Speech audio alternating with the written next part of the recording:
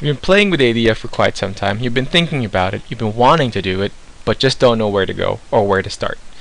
And now you want to get in touch with somebody about investing. Now think about investing. Think about what it means to you, what it needs, what it requires, and where you're supposed to go. So it starts with being interested, right? You can't do something that you're not interested in. So you've always wanted to do investing. You've always wanted to kind of put your money somewhere to get some sort of return from it. So obviously you need to start taking control of your finances. You want to know if you have some excess capital or excess cash from your day-to-day or monthly operations, and see if there's some money you can actually put away for investments. And also you need to know or create a goal. You want to know, okay, how much do you want to make off of your investments? For how long are you going to put your money away? For how long are you going to hold? And the steps that you'd like to take to get there. Now, of course, these are all the basics. The third and probably the most ignored point is getting educated. It's not enough that you seek out, open up Google and look for the nearest financial advisor in your city or town. It's just not enough, because it's your hard-earned money. You need to be able to understand at least the simple basic mechanics of the markets or the places you're about to invest in. It's not just enough to trust the advice of an advisor, because number one, you're paying that person. Number two, they probably also have their own products to sell. So it's just not enough. Having a basic form of knowledge of what you're going into will help you in your investment goals. And that's very important when you're going into investing. Now, certainly investing you can do on your own. You don't need to pay somebody to do it for you. But at the same time, you do need to get educated. And education is at the forefront of investments. Because investments can take on different forms, you need to be able to find the right places to learn on investments, and to be able to find the right markets that speak to you or you're interested in. So investing, basics. It's the promise of a return. You're making sure that you understand the risk that you're taking. When you're putting money somewhere, there's always a risk of losses, possible losses, unless you put that in a savings account, which is guaranteed by various governments and also the banks.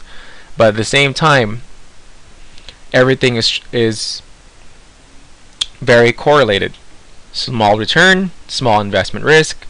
High return, high investment risk. They're all strongly correlated. So for you to be able to make enough money on your investments so that 5 years, 10 years down the road, you need to be able to find the kinds of investments that speak to you, and that the ones that you're also comfortable with in terms of risk.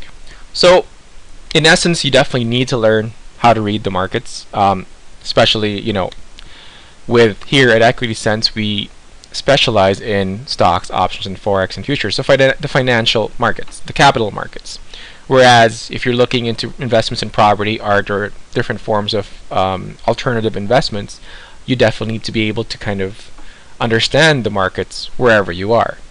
So for example, if you're in the property or real estate market, you need to understand which cities, which states, which countries even are having a boom in housing, and which ones are having depressionary environments where you can collect properties on the cheap. So also with investing, you got to do what works for you, and that speaks volumes. You can't just follow other people's investment strategies if they don't match the kind of person that you are. So suppose you have a neighbor or friend who invests, buys 4 or 5 houses, or buys $300,000-$400,000 worth of shares at any given point in time, but that kind of method doesn't really sit well with you, then you don't have to follow them. You have to find what's right. But in order for you to find what's right, you need to kind of understand what you're getting into, and you do not get that unless you actually go and get some education. This one's a pretty good investment example here. This one is a stock investment example. Stock is Fossil.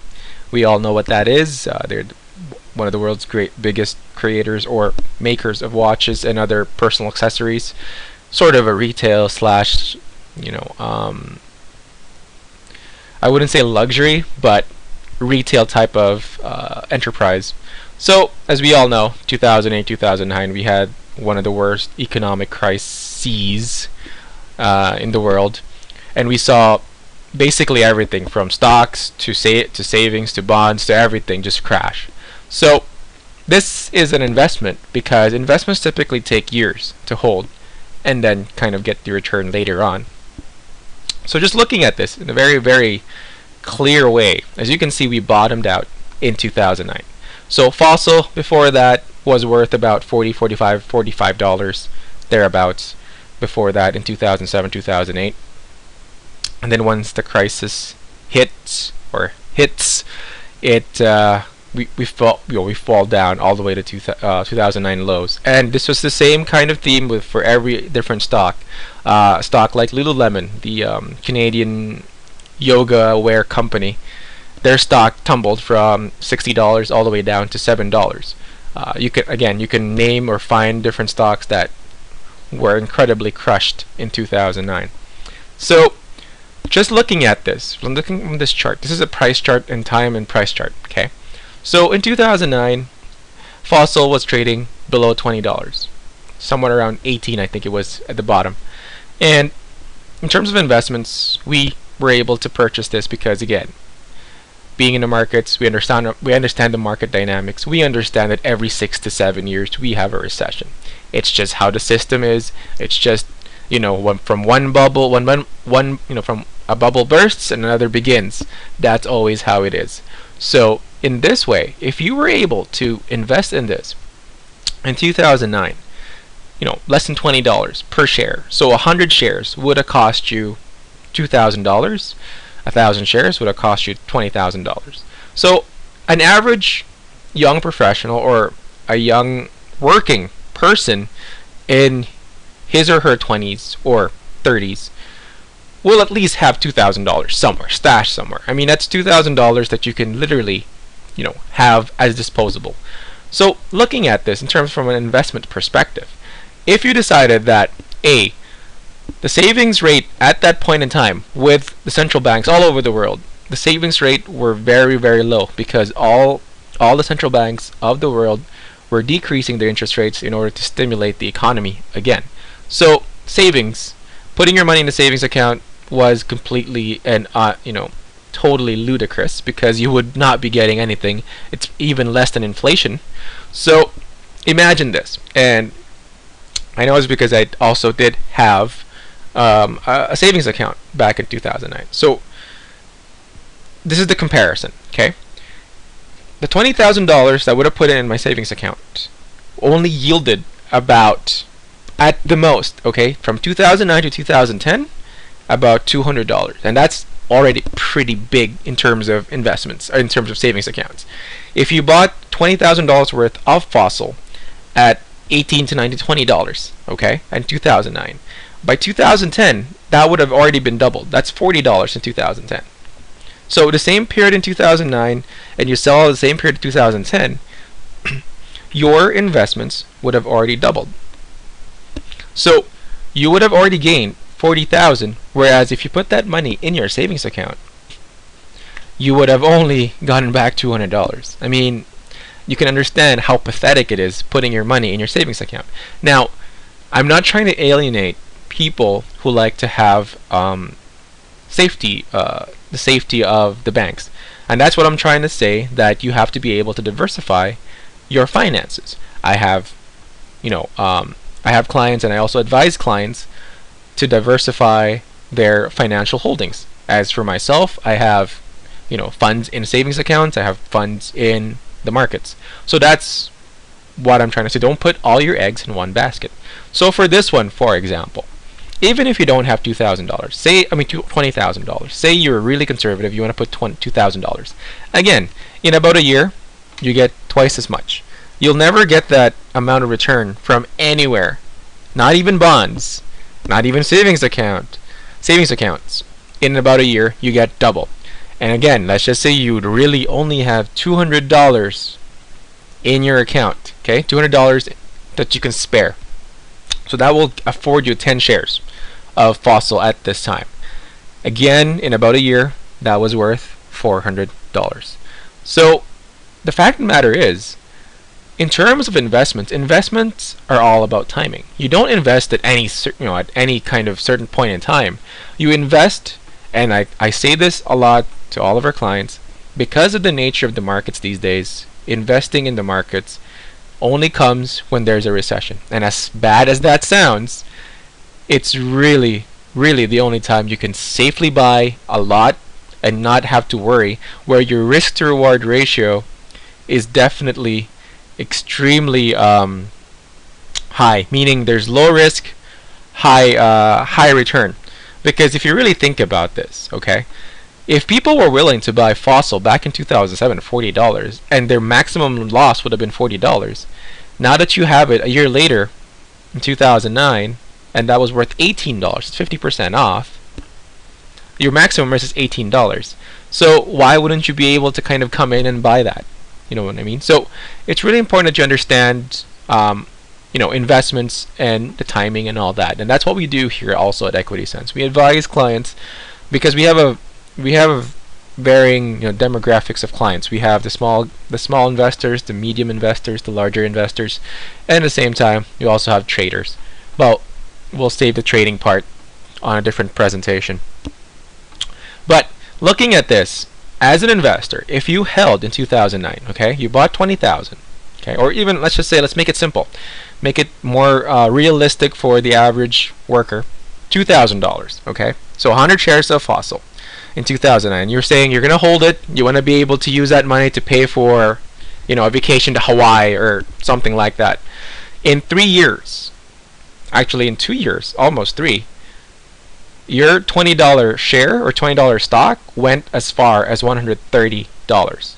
That is at least a 5 to 6 times your rate of return.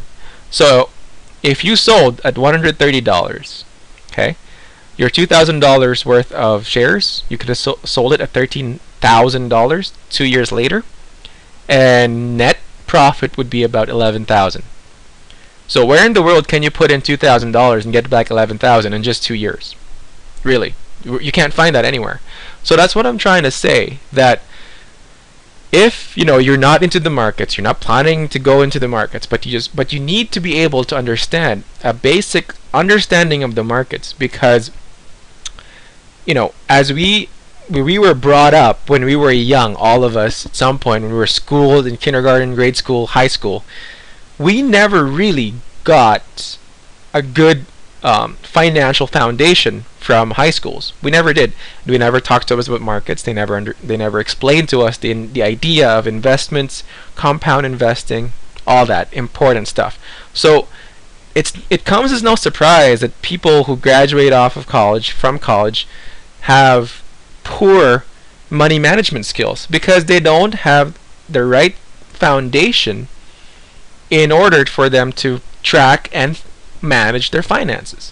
So for those who are financially savvy, perhaps from families or parents or other external factors and influences, they're able to do this. But just looking at this again, having lived through 2 recessions already, 2001 and 2009, and again, it comes as no coincidence that we're going to continue to have recessions every 6-7 years. It's just the reality of our system. We need to be able to catch these perfect opportunities for investments, and this is what makes investing very, very important. You don't have to invest now, but the important thing too is this: as a young professional or as a worker, working at some company, you have a 401k, you have a pension fund, some sort of fund, retirement fund that's being set up by your company or your own ways from your banks, and these are tied into the financial markets. Your mutual funds are into the financial markets, your bonds, all these things. Bonds they are safe in terms of your risk capital, your return is also protected in some ways. But you have to understand that when there are periods of recessions and boom, your money is subject to inflation constantly. So that's why it's really important that you have at least a basic understanding of how to be able to invest at the right place at the right moment. Because for the people who were financially savvy in 2009, yes, people lost jobs. People I know, friends, family lost jobs. But for those people who still had some money to spare and wanted to be able to kind of pick themselves back up from the utter destruction that was the 2008 financial crisis, this here, just one of the many great examples and opportunities that people could have put in $200, sacrificed $200 at one point, and get at least $1,300 2 years later. It's just another way of understanding it. Investments still work, but investments are greatly tied to timing, timing, timing. It's always timing. And I always advise that if you're going to be an investor, with my investors and my clients who are investors, I always tell them, if you're going to be an investor, and if you want to be able to invest again with a bigger amount, wait for the next recession. If you can't wait for the next recession, you subject yourself to market volatility. And that is usually a pretty bad thing. If you imagine, just if you have a chance to kind of look at the historical facts, where the S&P 500, the U.S. index for the 500 biggest companies in the world, they were at this level. The level is 1560 back in 2007, and it took them 6 years, so 2013, to revisit that 1560 level. So suppose you were investing back in the day, it took you 6 years to come back to where you were. So it just doesn't make any sense because you were underwater for the last 6 years, basically. So that is why investments and investing is all about timing, all about market timing, and all about realizing and understanding the basic market principles of finding the right time, finding the right bottoms, recessions, and all that. So again, investments are everywhere, as you already know. There are different forms of investments. Some go into art, some go into land, properties, real estate. Majority of the easiest place to access investments are in stocks, bonds, and currencies. But again, it's all different. They all come with different levels of risk. Bonds are considered safe.